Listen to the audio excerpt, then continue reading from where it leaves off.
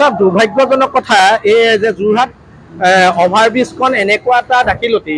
অভাৰব্ৰিজৰ তলত লাগি থৈছে এখন টেইলাৰিং দেখিছে আপোনালোকে নাইট্ৰজেন ভৰ্তি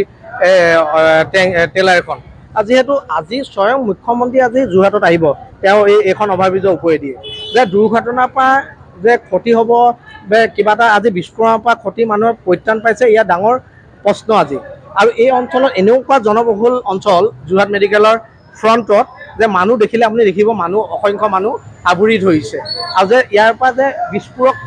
নহ'ব নুই কৰিব নোৱাৰে চামগুৰি কি আনিছে অক্সিজেন কেনেকৈ লাগিলে ইয়াত আপুনি গম পোৱা নাছিলে নি মেজাৰমেণ্টটো গম পোৱা নাছিলে এইটোত গম পোৱা নাই এতিয়া চালোঁ যে আহিব বুলি গাড়ীখনে আকৌ অসুকাৰি না অকণমান লাগি গ'ল আৰু গোটেই টেংকি ভৰ্তি হৈ আছে টেংকি ভৰ্তি হৈ আছে নিলে বুলি ক'লে নগাঁও চামগুৰি গতিকে সেইটো কেনেবাকৈ বাছটো গ'ল যেন কিবা দিগদাৰ হ'ল নহয় একো নহয় বাছটো যোৱা দেখোঁ নহয় দলংখন যে এতিয়া যে আপোনাৰ